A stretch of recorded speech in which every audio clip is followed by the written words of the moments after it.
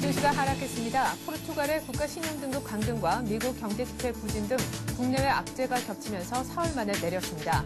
다우는 0.5% 가까이 밀려 1,836을 기록했습니다.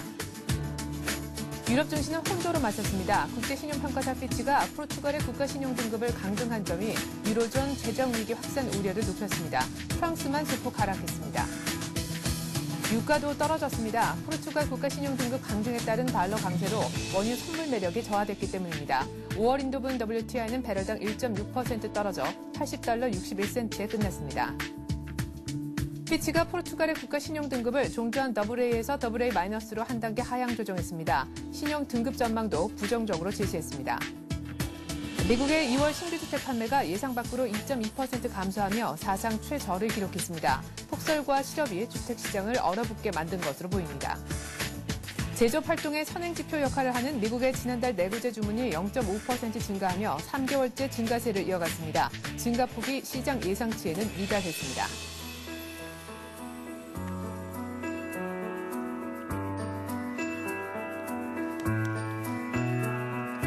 여러분 안녕하십니까? 굿모닝 센증시의 최리나입니다. 다우의 경우에 18개월 내 최고치, 나스닥과 S&P 500이 모두 주요 저항선을 넘어섰는데요. 바로 하루 만에 이 같은 분위기가 모두 없어지고 말았습니다. 뉴욕 증시가 3대 지수 모두 일제히 하락했는데요.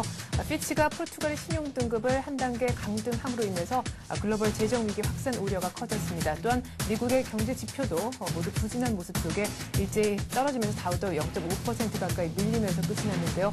자세한 글로벌 증시 전문가와 함께 알아보겠습니다. 동양증권증권의 장영철 과장 나와 있습니다. 안녕하세요. 안녕하십니까?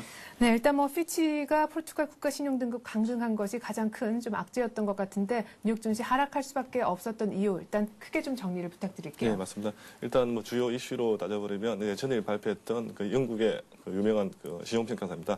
피치가 포르투갈의 신용등급을 다시 또 한번 조정을 했었는데요. 네. 일단 AA에서 AA- 마이너스로 강등하면서 재정위기에 대한 확산이 다시 또 우려됐던 점이 어제 같은 경우에 유럽 증시부터 시작해가지고 뉴욕 증시 다 발목을 잡는 그런 분위기였고요. 네. 그리고 대표적인 또 지표 중에 하나가 2월 내구재 주문과 그다음 신규주택 판매 지수가 발표됐었는데요. 일단 대표적인 내구재 주문 자체도 이제 증가를 좀 나타냈지만은 예상치를 좀 많이 하회하면서 시장에서 그렇게 좋은 모습 못 보였고요. 그다음에 최근 들어 신규주택 판매가 굉장히 좀 많이 급감하면서 시장이 또 한 번 더 악재로 좀 작용하는 그런 모습 보였습니다. 어제 같은 경우는 일단은 신용등급 강등에 대한 부분이 굉장히 많이 컸기 때문에 네. 이례적으로 또 달러가 좀 큰 폭으로 강세를 나타내면서 에너지주와 상품주들이 같이 한 번 더 하락하는 그런 모습 보이면서 그런 패턴 보이면서 유럽 시장부터 시작해가지고 뉴욕 시장 모두 다 일단 발목을 잡는 그런 분위기 보이는데요. 일단 자세한 사항은 일단 다우지수 차트 보시면서 한번 제가 말씀을 한번 드려보겠습니다. 네. 일단 다우지수 차트 같은 경우 최근에 호재성 지표라든지 그런 부분이 많이 나타나면서 다우지수가 사상 최대로 계속 상승을 좀 많이 나타냈는데요. 네. 일단 주요 저항대라든지 그런 부분 그런 부분 다시 이제 통과하면서 시장이 많이 이렇게 호재를 좀 많이 작용하면서 시장을 좀 강하게 좀 이끌어가는데요. 일단 재정 위기에 대한 부분이 최근에 좀 많이 해소되면서 다우지수 큰 폭의 좀 상승을 좀 계속 이어지고 있는데요. 일단 어제 같은 경우는 포르투갈에 대해서 이례적으로 이제 강등 효과가 나타나면서 그리스에 대한 재정 위기가 아직까지는 현재로서는 전혀 해결되지 않았다는 기미가 다시 한 번 더 전문가들 사이에서 나타나면서 시장이 다시 한 번 우려를 좀 많이 나타냈는데요. 일단 다우지수 같은 경우에는 다우지수 같은 경우는 지지난주에 일단 미국의 재정 수지가 발표되면서 네. 아직 뉴욕 같은 경우는 아직까지는 안전하다는 그런 모습을 나오면서 아마 다우지수 차트도 좀 많이 상승하는 모습 보이는데요. 네. 어제 같은 경우에는 이런 일시적인 문제라고도 좀 할 수 있는데 그런 발표 때문에 일단 하락하는 그런 모습 보이는데 하락 패턴이 크진 않았습니다. 일단 기술적으로도 5일선을 굳건하게 지키고 있는 그런 모습이 좀 일단은 시장에서는 안정적으로 좀 많이 다가왔던 것 같고요. 그리고 투자자들 같은 경우에는 일단은 기존의 그런 악재에 대한 부분에 대해서 좀 어떻게 보면 내성이 좀 생겼다 그럽니까? 그런 부분에 대해서 일단 빠지면 다시 오를 것이라는 그런 부분이 좀 많이 강해지면서 일단은 5일선 자체를 좀 많이 안 깼던 게 투자 심리상으로는 그렇게 많이 위축되지 않았다라고 일단 판단이 되어집니다. 예.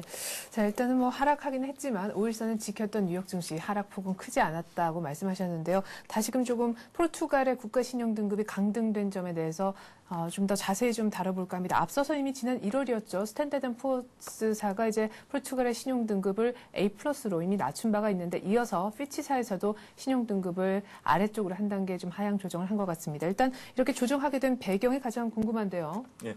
일단은 최근 들어 일단 유럽의 재정 위기의 일단 시발점은 그리스였습니다. 네. 그리스 같은 경우에는 한 3주 전에 일단 국채를 발행했는데 국채 발행이 굉장히 좀 성공적으로 발행되면서 재정 위기가 한풀 좀 꺾이는 그런 모습 보였고요. 네. 그다음에 백기 사이카를 했던 프랑스와 독일 같은 경우에도 그리스를 강하게 일단은 지지해 줄 것이라는 그런 모습 때문에 그리스발 재정 위기가 좀 재정이 한풀 꺾이는 그런 모습 보이는데요. 네. 어제 같은 경우에는 피치 사이 같은 경우에도 일단 포르투갈 같은 경우는 GDP 대비 한 9.3% 정도 재정 적자를 지금 이제 기록했다는 표시가 나타나면서 네. 이게 8%대 정도로 일단은 안정을 찾지 않아 버리면 포르투갈 같은 경우에도 심각한 재정 위기에 지금 이제 봉착할 수 있는 그런 모습 보였고요.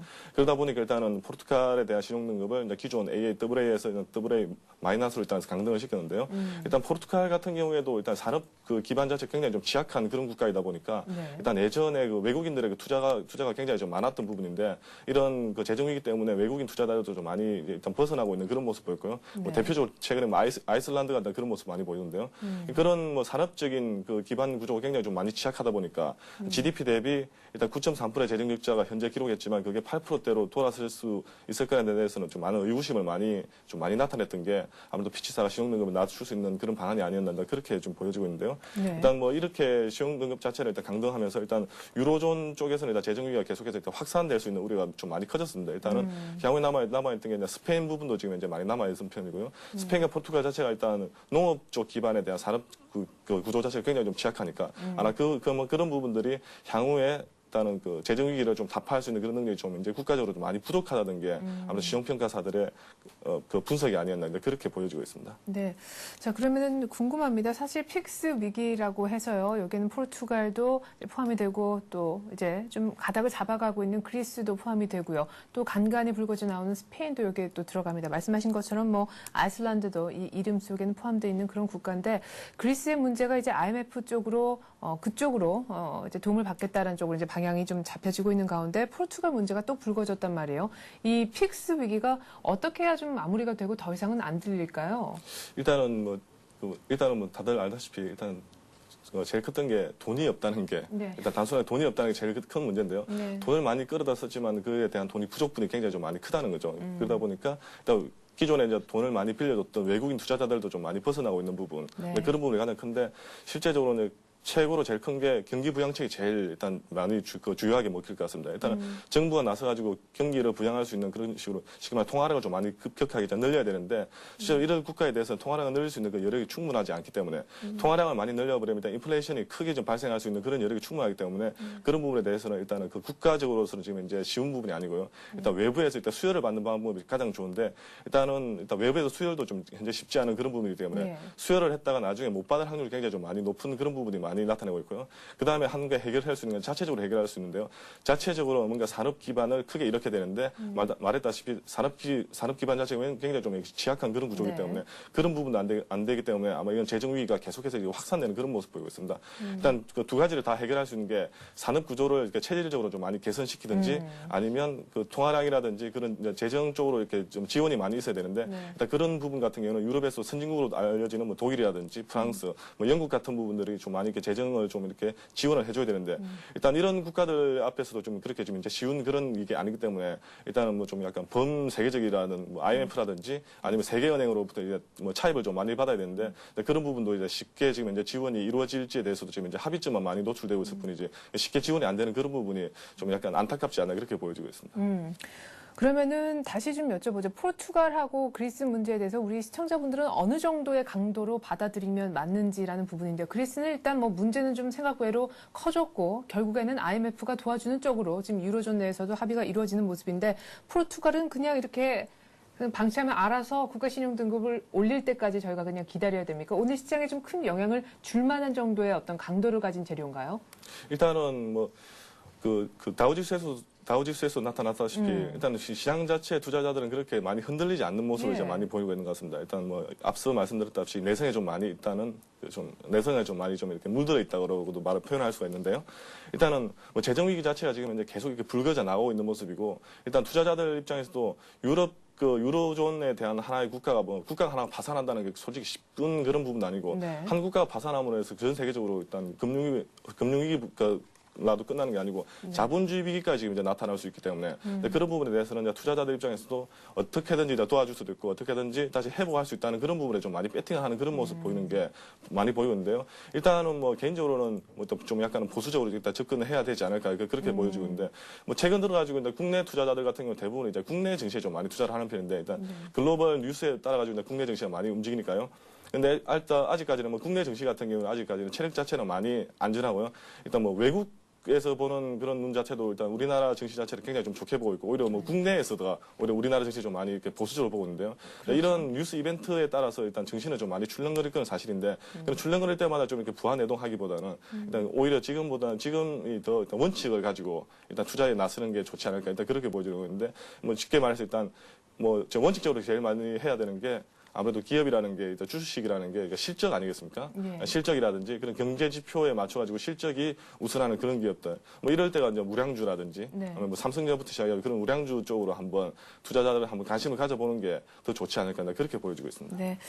포르투갈의 신용 등급이 하향됐지만 다우는 0.5%만 하락을 했습니다. 일단 이런 분위기로 봤을 때 우리 증시도 오늘 크게는 출렁이지 않겠다는 생각도 드는데요. 글쎄요, 끝까지 한번 봐야 되겠죠. 미국에 나온 경제 지표 계속해서 정리를 좀 해보겠습니다.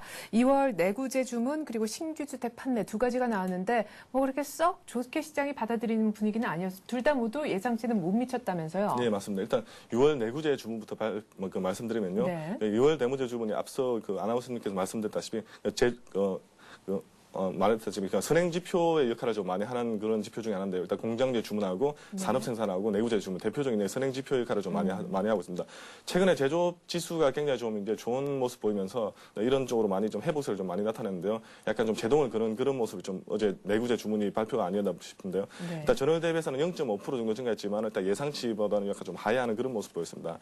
일단 그 대부분의 일단 하회하는 모습 보였고요. 그 다음에 일단 그 운송 장비를 제외했던 그런 주문만 일단 0.9% 상승했는데요. 일단 보잉사에서 일단 6월에만 한 47건의 항공기 수주를 받으면서 한 32.7%의 그 주문 상승을 제외하고는 일단 내구재 주문은 전반적으로 약간 시장에서는 그리고 호재로 좀 작용을 많이 못했던 그런 부분 보였는데요. 일단 내구재 주문 관련돼 가지고 준비했던 그래프 한번 보시면서 한번 확인해 보겠는데요. 일단 내구재 주문 같은 경우에도 최근 들어서 꾸준한 상승세를 나타냈지만 최근 들어 더디게 좀 이렇게 어떻게 보면 좀 약간 멈춰 있는 그런 모습 보이는데요.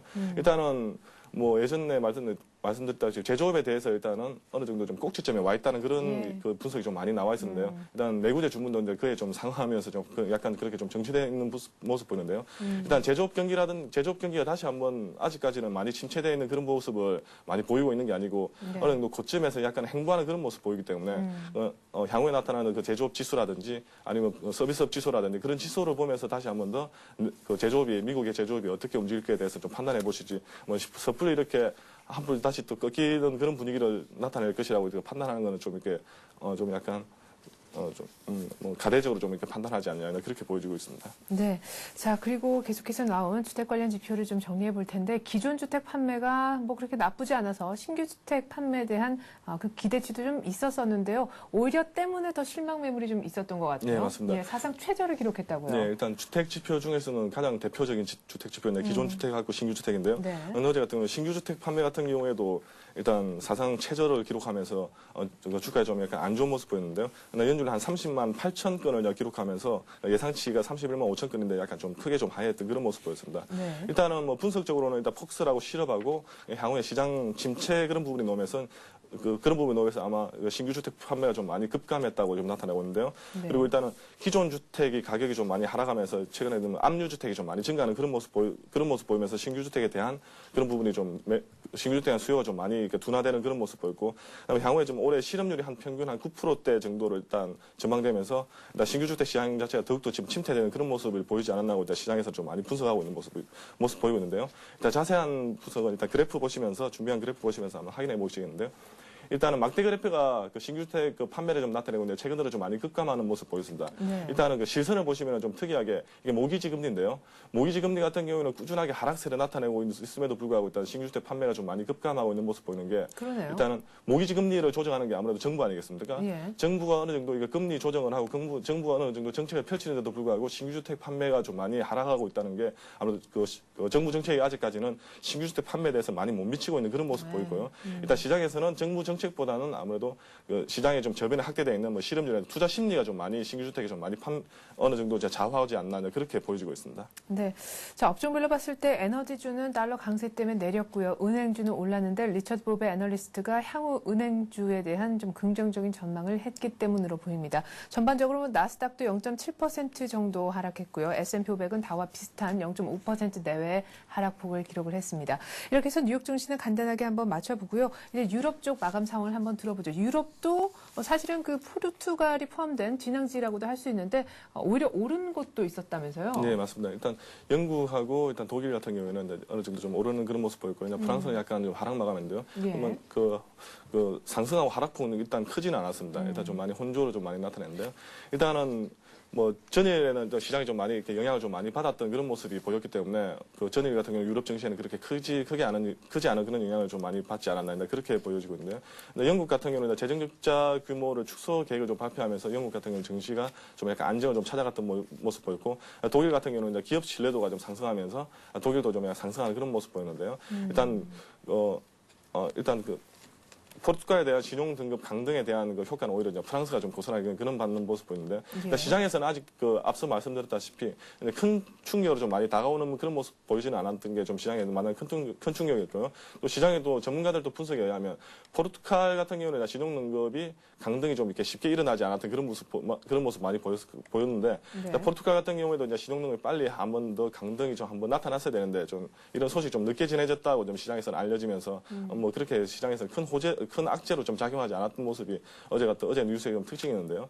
일단 뭐 포르투갈에 대한 재정 위기 같은 경우에도 일단은 그 끝나고 나서 말씀드렸다시피 그 유럽 다른 국가들이 일단은 뭐 IMF를 통한 그 협의 같은 경우에도 많이 좀 이끌어낼 것이라고 좀 많이 네. 예상을 하고 있기 때문에 포르투갈에 대한 신용등급 강등 자체가 시장에서 좀 많이 일단 악재로 작용이 안 했고요.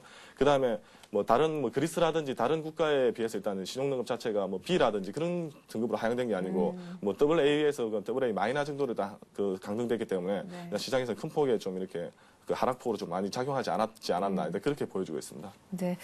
어쨌거나 포르투갈 신용등급 강등이 뉴욕에도 유럽에도 큰 악재는 아니었다라는 것을 저희가 확인을 했습니다. 한편 그래도 달러화는 좀 민감하게 반응을 했는데요. 포르투갈 우려가 커지니까 강세를 유로화는 10개월 내 최저치까지 밀렸습니다. 유가는 얼마나 떨어졌나요? 네, 맞습니다. 일단 어제 같은 경우에는 이런 강등 소식 때문에 당연하게 유로 같은 경우는 큰 폭으로 좀 급락을 나타냈는데요. 네. 반대급부로 이제 달러가 좀 많이 상승을 나타냈습니다. 그래서 어제 같은 경우 뭐 에너지주라든지 모든 상품주라든지 하락을 나타냈는데요. 어제 유가 같은 경우에도 일단은 1.6% 정도 하락하면서 국제유가 한 80.61달러를 마감했는데요. 유가 같은 경우는 어제 같은 경우는 주간 원유 재고가 이제 보고되면서 기존에 한 725만 배럴 정도 증가한다는 그런 소식이 나타나면서 유가도 같이 한 번 더 큰 폭이 좀 하락이 좀 나타나지 않나 그렇게 보여지고요. 어제 상품주 중이나 대표적인 금값 같은 경우에도 한 1.4% 정도 하락하면서 온스당 1,088달러 정도로 좀 마감을 했었고요. 달러 같은 경우는 달러 인덱스는 한 81.80으로 큰 폭이 좀 상승세를 나타나면서 상품 가격이 좀 마감하지 않았나 보여지고 있습니다. 네. 자, 그렇다면 오늘 밤 뉴욕 증시 포함해서 글로벌 증시 일정은 어떤 것들이 기다리고 있는지 좀 체크를 해볼 텐데, 주간 신규 실업수당 청구 건수가 오늘 나오는 그런 고정적인 날이잖아요. 네, 맞습니다. 예. 일단은 뭐 뉴욕 같은 경우는 일단 주간 실업수당 청구 건수가 일단 발표되는데요. 네. 일단 이전치에 비해서 이제 예상치가 좀 소폭 좀 감소하는 그런 모습 보이기 때문에 시장에서는 이 정도 나오면 일단은 어느 정도 호재로 좀 작용할 것 같고요.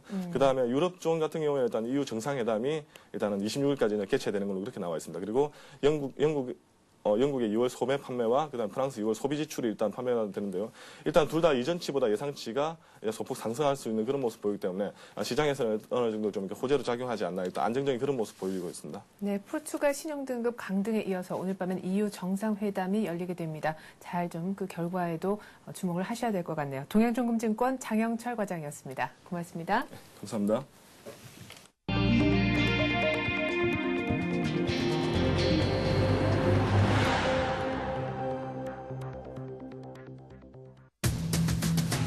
이건희 회장이 위기라는 화두를 던지며 삼성전자 회장으로 경영 일선에 복귀했습니다. 비자금 파문으로 퇴진한 지 23개월, 특별 사면된 지 석 달 만이었는데요. 자세한 복귀 배경과 이번 복귀가 갖는 의미까지 알아보겠습니다. 서울시 SH공사가 공급하는 장기 전세주택, 즉 시프트의 공급 체계가 전면 손질될 예정입니다. 공급 영순위 제도가 도입돼서 우선 공급 물량의 선택폭이 늘어나고요. 역세권 시프트인 각종 규제를 완화하는 방안 또한 검토가 될 예정인데요. 확 바뀌게 되는 칩스 공급책의 주요 내용 정리해봅니다. 금융당국이 기업 인수목적 회사, 즉 스펙 주가의 이상급 등에 대해 시장 감시를 강화하겠다는 방침을 밝히자 관련주가 어제 일제히 큰 폭으로 떨어졌지요. 어떤 규제안이었고 또 규제 강화에 따른 전문가들의 전망은 어떤지 들어보는 시간 갖겠습니다. 상당수 상장사들이 마감 시한까지 외부 감사 의견 보고서를 제출 못해 퇴출 위기에 놓였습니다. 심지어 시가총액 4천억 원 규모의 네오세미텍은 뒤늦게 감사 보고서를 제출했지만 감사 의견이 거절당하기도 했는데요. 정기감사 후폭풍이 우리 증시에 미칠 영향 어느 정도인지 짚어봅니다. 다음 달부터 서울 시내 도로에서 시속 60km 이내에 저속 전기차를 운행할 수 있게 됐습니다. 우선 주차구역과 무료 충전소도 설치될 예정인데요. 전기차 관련 보험 등 관련 제도 등의 손질은 끝난 것인지 함께 점검을 해보겠습니다. 자, 오늘 이 같은 내용 바탕으로 해서 이슈는 서울경제TV 서은영 기자와 함께하겠습니다. 서 기자 안녕하세요. 안녕하세요. 네, 어제 가장 큰 이슈였습니다. 이건희 전 삼성그룹 회장, 이제는 이건희 삼성전자 회장이라고 해야 될 것 같습니다. 다시금 경영일선에 복귀를 했는데요. 어떤 배경에서 이렇게 경영일선에 복귀하겠다라고 결심을 한 것인지 그 배경부터 좀 들려주시죠. 네, 지난해 말 사면 복권 이후 이건희 회장이 공식 행보를 보이면서 삼성 주변에서는 경영 복귀 자체가 기정사실로 받아들여졌었는데요. 문제는 타이밍이었습니다. 이 회장의 복귀 타이밍은 바로 삼성의 위기라는 화두와 맞아떨어졌는데요. 바로 어제 이건희 회장이 지금이 진짜 위기다. 삼성도 언제 어떻게 될지 모른다면서 복귀를 선언한 거죠. 그동안 삼성 사장단 내부에서는 이 회장 복귀의 필요성이 끊임없이 제기돼 왔습니다. 특히 최근 도요타 사태를 지켜본 계열사 사장들이 위기의식을 느꼈고 결국 빠른 의사결정을 위해 이 회장이 돌아와야 한다는 의견을 피력한 것으로 전해졌는데요. 실제 삼성그룹 내부에서는 대규모 자금이 투자되는 신사업에 확실히 도장을 찍어줄 사람이 없다는 이야기가 계속 흘러나왔습니다. 누군가는 책임져야 하는데 그게 바로 이건희 회장이라는 얘기죠. 네. 자, 그렇다면은 이제 이건희 회장이 와서 그렇다면 정말 기다리던 신사업에 도장을 찍어주는 역할을 하게 될 것 같은데 조금 구체화해서 얘기를 좀 해주셨으면 좋겠습니다. 외신들은 한국의 아이콘 이건희가 돌아왔다라면서 대서특필을 했는데 말이죠. 네. 공식적으로는 비록 그룹 회장이라는 명칭을 쓰지만 사실상 그룹을 대표하는 것으로 보셔도 무방합니다. 예. 삼성전자가 지난해 연결 기준으로 보면 매출 규모가 136조 원에 달하는데 그룹 외형으로 보면 절반 이상을 차지하기 때문이죠. 따라서 예전처럼 그룹 내 중요한 의사결정이나 나아가야 할 방향, 비전 및 전략 등을 제시하게 될 텐데요. 이와 함께 그룹의 컨트롤 타워 역할을 했던 전략기획실도 부활할 가능성이 커졌습니다. 일단 삼성은 이 회장을 보좌할 삼성전자 회장실을 설치하고 회장실에서 삼성그룹 전반의 경영활동을 조정하는 역할을 담당할 것으로 보입니다. 또 삼성 사장단 협의회 산하의 업무지원팀, 커뮤니케이션팀, 법무실을 업무지원실, 브랜드관리실, 윤리경영실로 확대하는 방안도 검토하고 있습니다.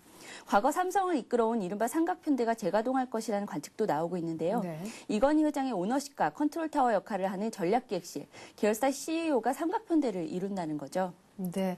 자, 이건희 회장이 전격 복귀를 할 수밖에 없었던 결단, 그리고 앞으로 하게 될 여러 가지 일들에 대해서도 간단하게 한번 좀 그룹 내에서 분위기를 알아봤는데요. 그동안 이건희 회장이 부재한 사이에 사실상 삼성그룹이 이렇다 할 새로운 먹거리 사업을 제대로 추진을 못하고 있다라는 지적을 많이 받아왔었습니다. 그렇다면 뭐 바이오시밀러 같은 사업들이 조금 탄력을 받겠군요. 네, 그렇습니다. 그 결정권자인 이건희 회장이 복귀하면서 그간 지지부진했던 바이오시밀러, 태양전지, 헬스케어 같은 신사업들이 아마도 탄력을 받을 것으로 보입니다.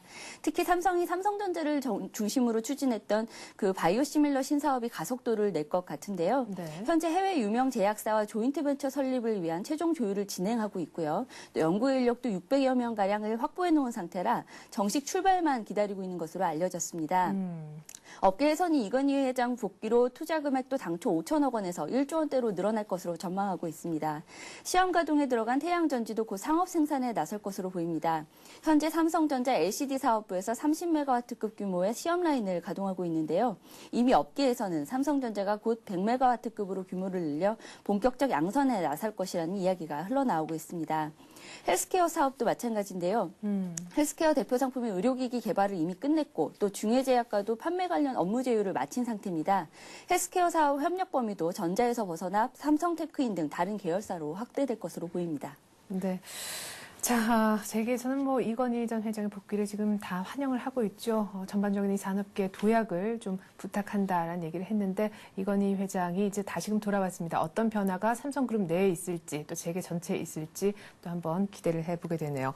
서울시 SH 공사가 지금 공급을 하고 있죠. 장기 전세주택 이른바 시프트라고 불리는데요. 이것에 대한 공급 체계가 전면 손질될 것 같습니다. 이른바 영순위 제도라는 것도 지금 새롭게 이제 도입될 예정이라고 하는데 사각지대 놓여서 사실상 수혜를 못 입었던 무주택자들한테 크게 좀 수혜가 돌아갈 것 같아요. 네, 그렇습니다.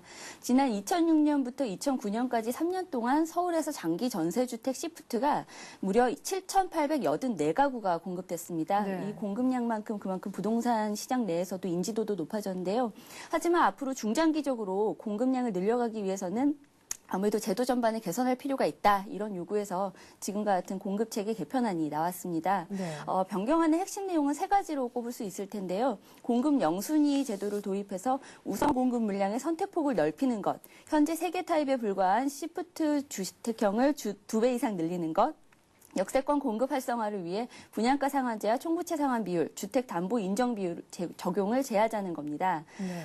우선 올 하반기 내 도입할 계획인 영순위 공급 제도는 우선 특별 공급의 한 유형입니다.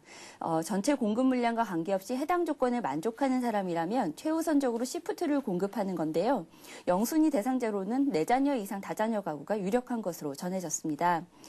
주택형도 6개 이상으로 늘어나는데요. 현재는 59, 84, 114제곱미터형만 공급되고 있지만 앞으로는 51, 74, 92제곱미터형도 선택할 수 있게끔 청약예금 가입자의 선택폭도 넓어질 것 같습니다.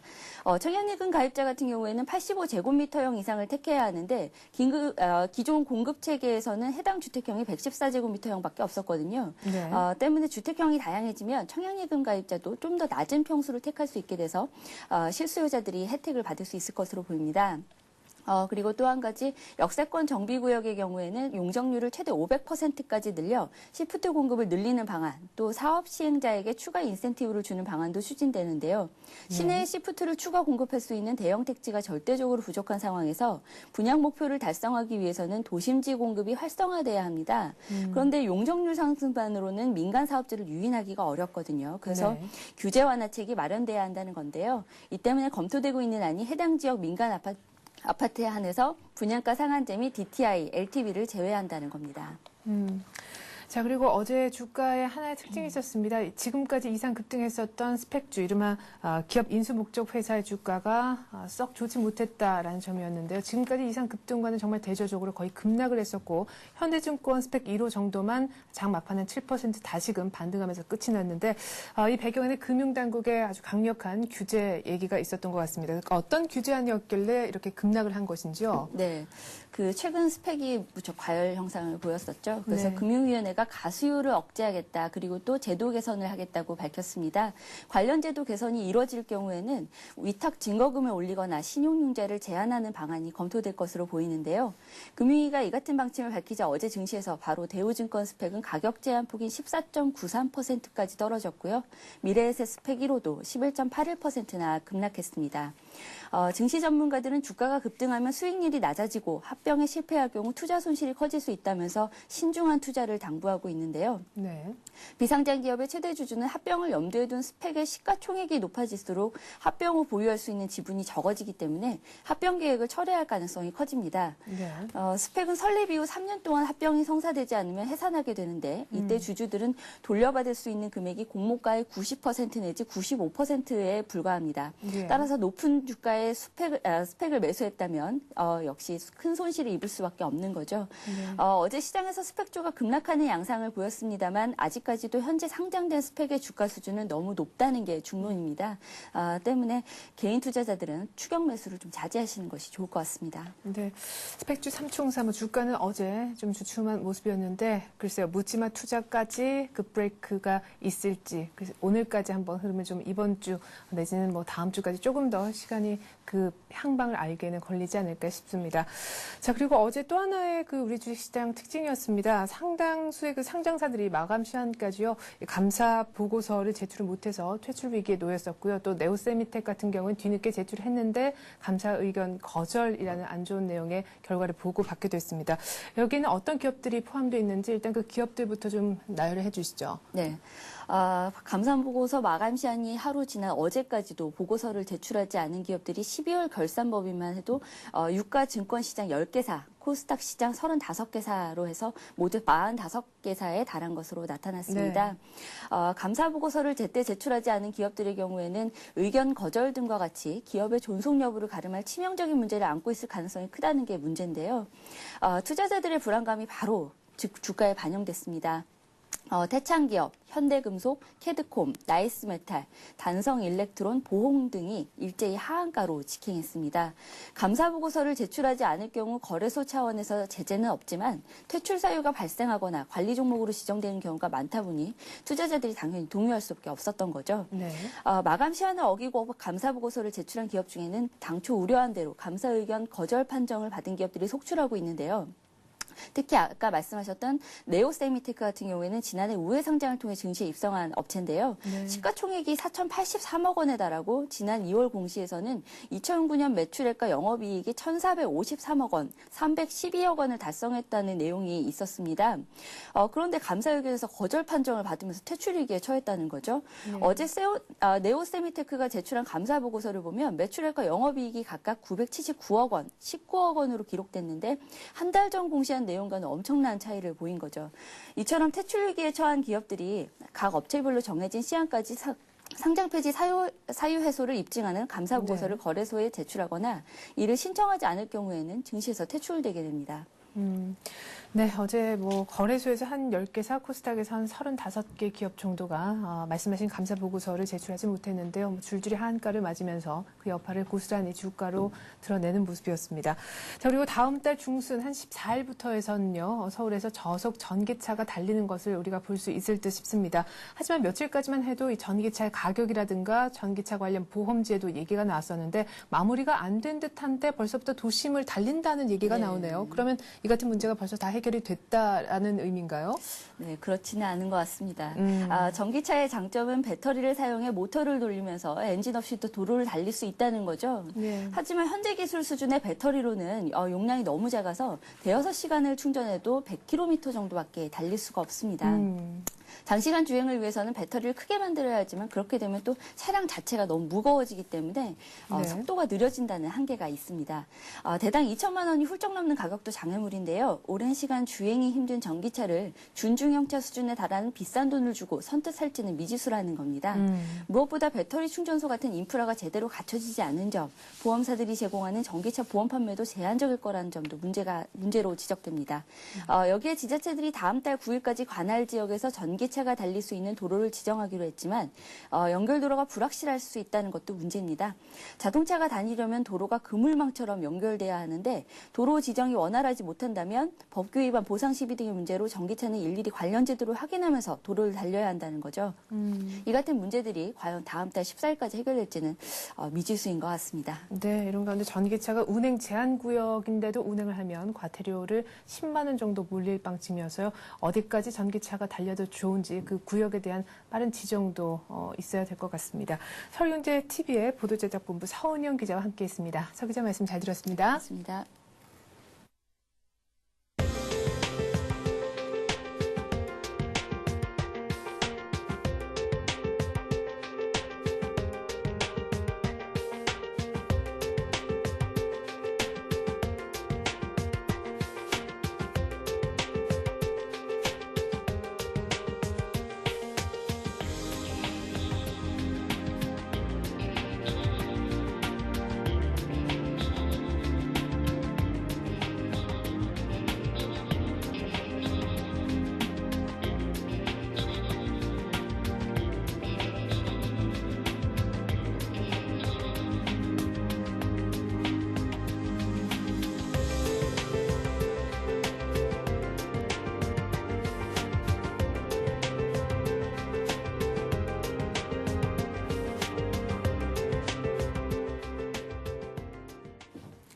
네, 앞서 보신 글로벌 증시 바탕으로 해서 오늘의 투자 전략 세워보는 시간 갖겠습니다. 신한금융투자 압구정 FC지점에서 박재민 대리가 나오셨습니다. 안녕하세요. 예, 안녕하세요. 네.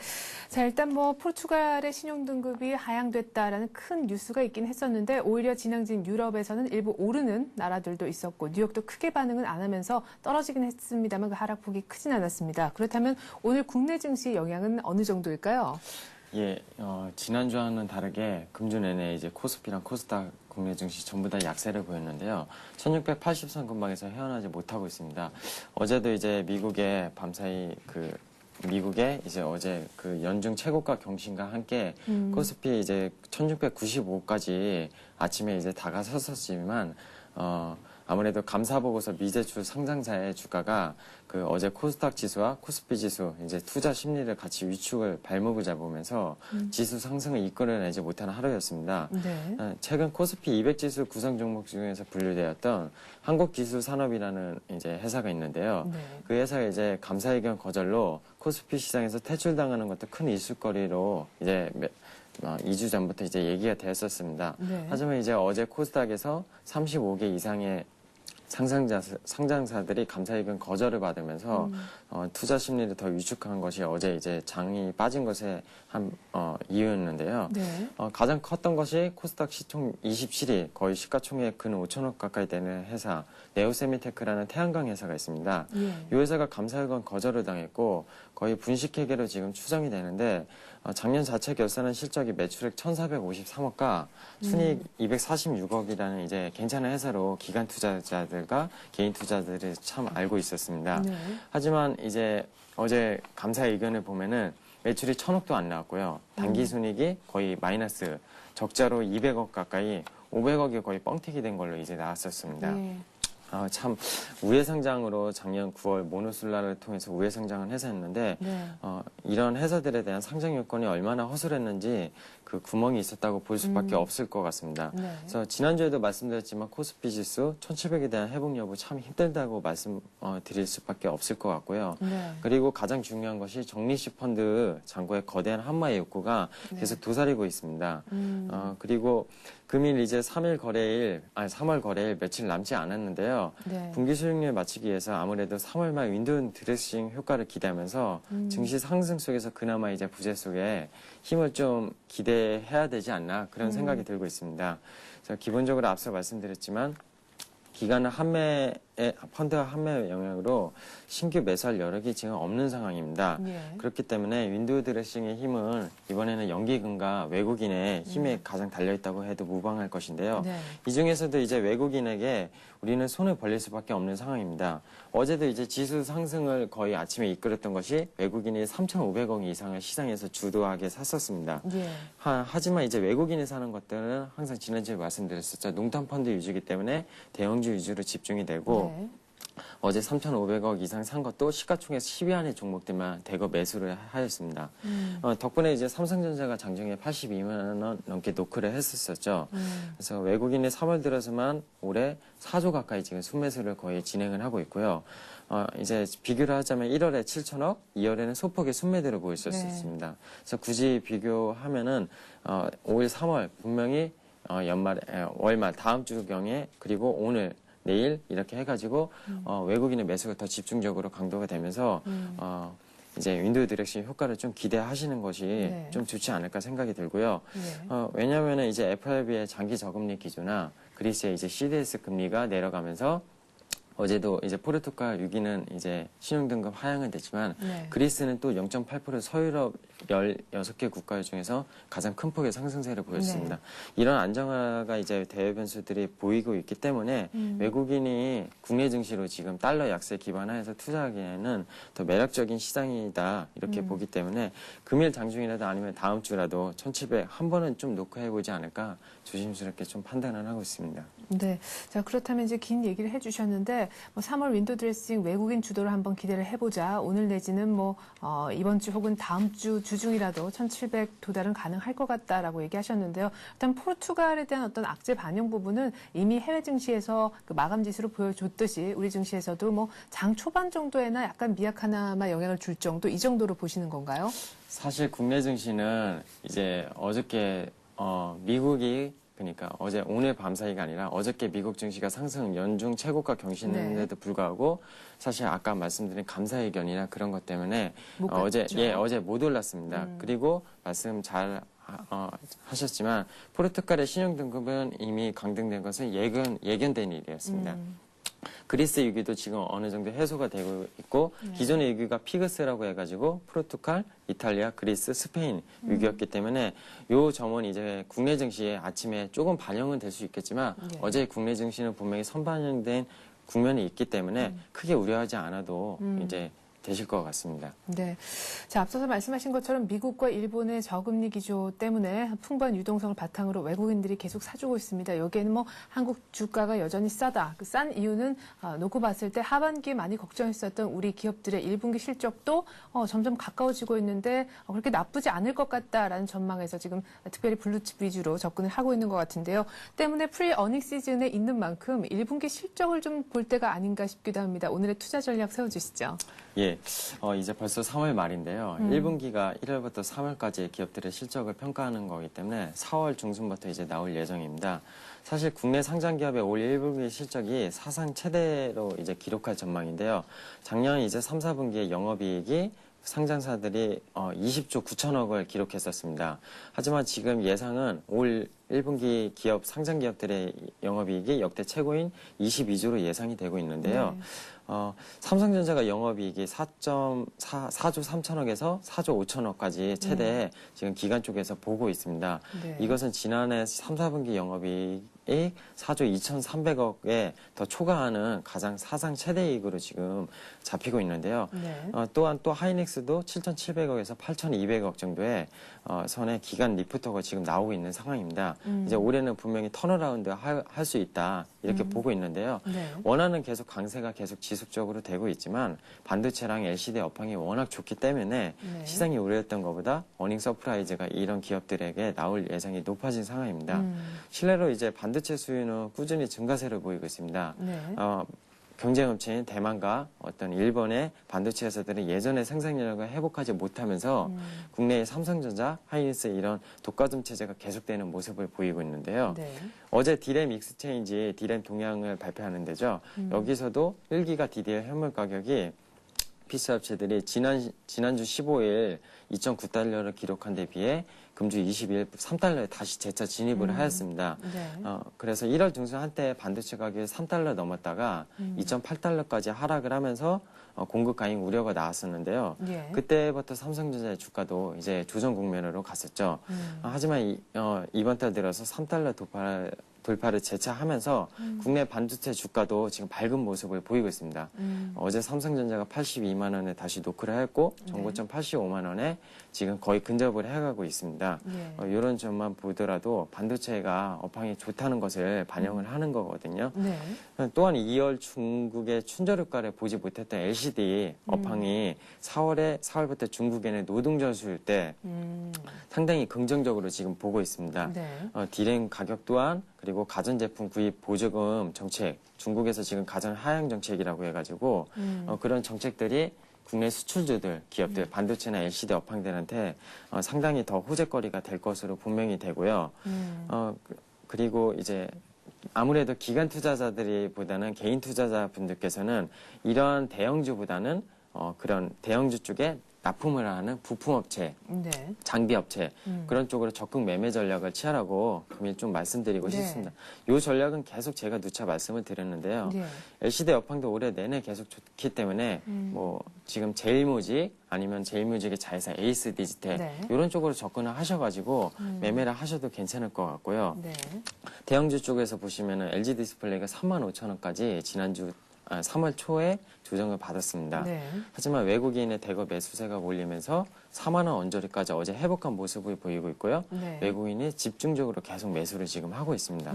이런 점만 봐도 앞서 말씀드린 반도체랑 LCD 업황이 좋다 이런 걸 방증할 수 있다 네. 이렇게 좀 보여지는데요. 또한 대한항공과 하나투의 거침없는 상승도 어닝 시즌과 함께 턴어라운드가 기대되고 있으면서 현고장에서 분명히 꾸준한 상승을 계속 보이고 있습니다.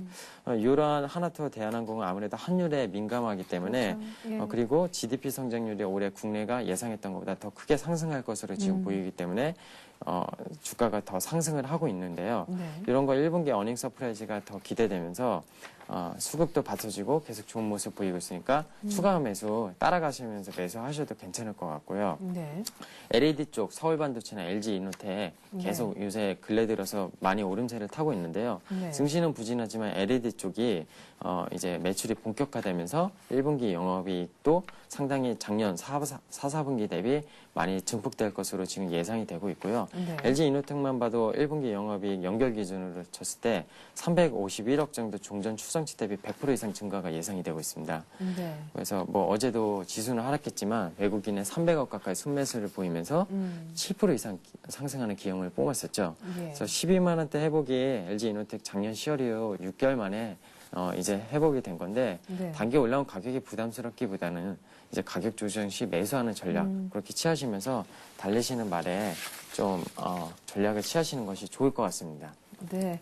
그래요. 반도체 내 어떤 그 공급 과잉에 대한 우려는 가지실 필요가 없을 것 같고 또 중국으로부터 수요도 계속해서 유입될 것 같습니다. 그 반도체 값인 디램 가격 자체가 지금 올라가고 있는데요. 반도체 IT 관련 부품주 얘기도 하셨었고 지난주에는 동양기전도 갖고 오셨었는데 보니까 동양기전 수익도 좋은 것 같고요. 오늘 엣지 종목 어떤 건지 궁금한데 아주 짧게 간단하게 좀 설명을 부탁드리죠. 예, 알겠습니다. 금일 이제 파트론이라는 휴대폰 업체를 가져왔습니다. 네. 이 파트론은 국내에 들어서 최근 들어서 스마트폰 해가지고 남녀노소 할 거 없이 상당히 좋아하고 있는데요. 네. 이 스마트폰의 성장과 함께 부품 수혜주로 분명히 거듭나고 있는 종목입니다. 그래서 이제 사실 이 파트론은 시가총액 3,400억의 코스닥이지만 우량한 회사고요. 회사 가치가 주가 반영에 발휘된 것은 얼마 되지 않았습니다.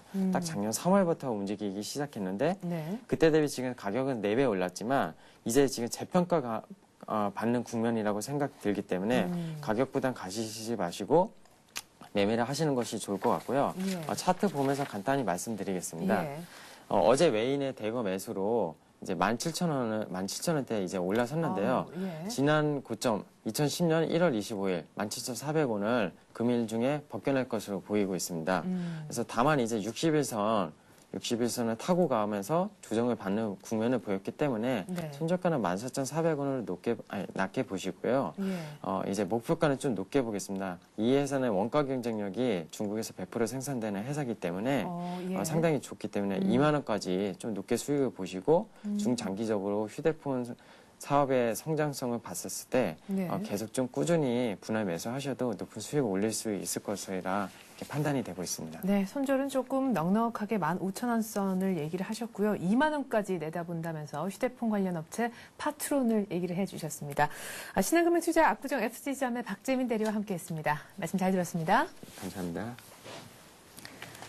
네, 간밤에 뉴욕 증시 국내외 악재로 하락하고 말았습니다. 하지만 하락폭이 크진 않았는데요. 포르투갈의 신용등급 강등 얘기가 나왔지만 유럽은 혼조를 보였습니다.